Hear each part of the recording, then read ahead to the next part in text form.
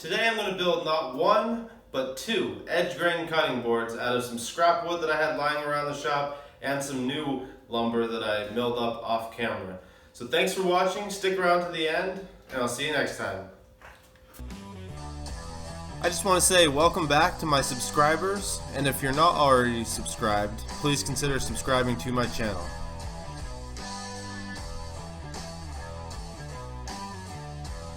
So after the pieces have been milled up, just jointed and planed, I cut them into various lengths. You can make the cutting board whatever length you want to. Those edge grain pieces are approximately 1.5 inches thick, and then they're about 18 inches long.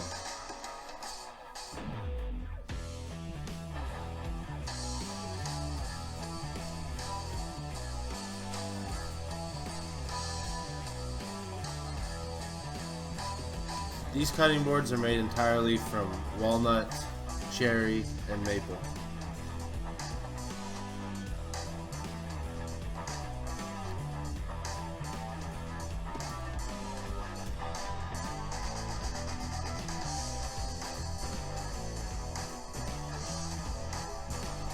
Cutting boards are one of my favorite projects to do because they're obviously super simple.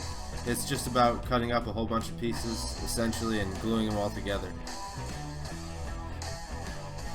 Now, I made enough pieces for 3 cutting boards. I only actually built 2 so far, so I still have some material already ready to be glued together for the 3rd one, which you can see there. I set them up and just basically picked out the pieces and configured them the way that I thought looked best.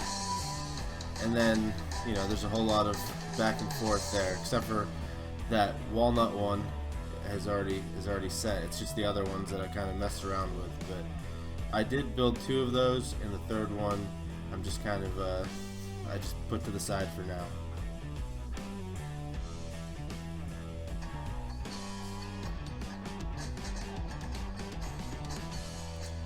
Now you can also do varying thicknesses for each piece. Again, I just chose to make everything the same thickness. Now you may be able to catch this mistake here that I did while gluing up. I should have glued every single piece except for the last piece. You'll see that I do it correctly on the 2nd one. I caught it right after I did it. Just one of those moments.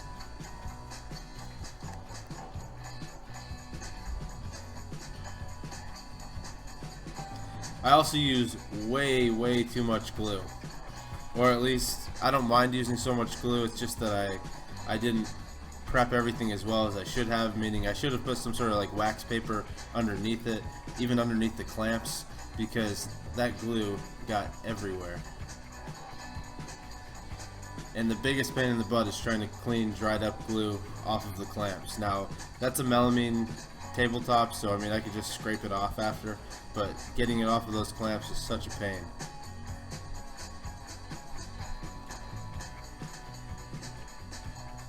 And I just used 3 clamps to hold the whole thing together. Now you can see all the glue squeeze out all over the table, not to mention all the dried glue all over the lumber. So I used the paint scraper at first.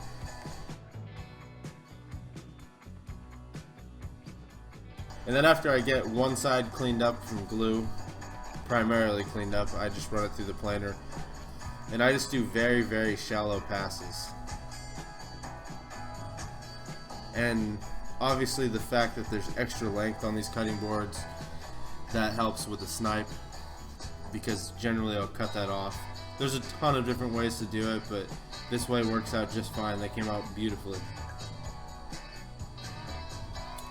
Now here I am just cutting down to final size.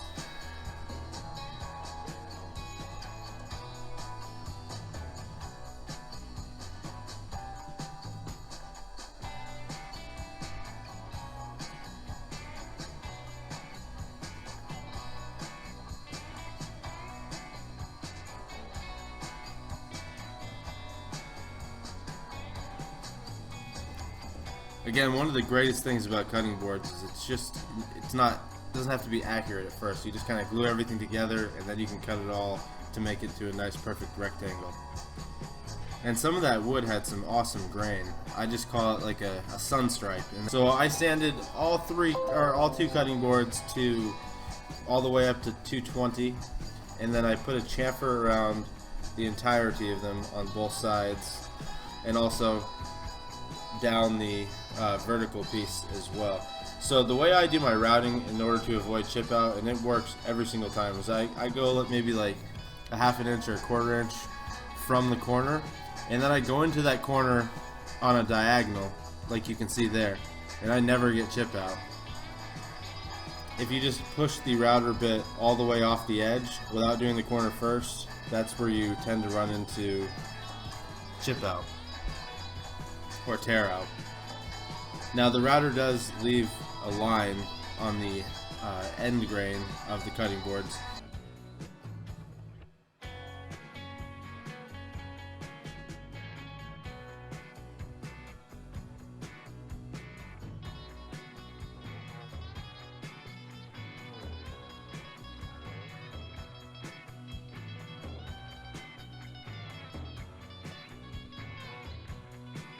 Now here's my favorite part, putting on the cutting board oil.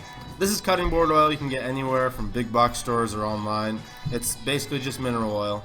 It's just convenient, so that's what I picked up. I put on multiple coats, wiped off the excess, and just recoated it and kept wiping off the excess until the cutting board soaked in plenty of mineral oil. Now I let my parents pick which cutting board they wanted, and like most of my Instagram subscribers or commenters, they went with the one that was majority walnut. I actually like the other one just because it was unique, and that's the one that I have for myself.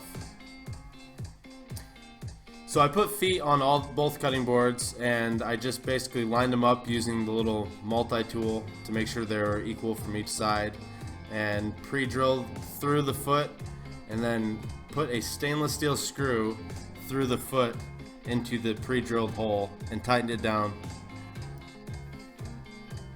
Now you want to use stainless steel screws because obviously if water comes in contact with a zinc-based screw, you can get rust, and you certainly don't want that near your food.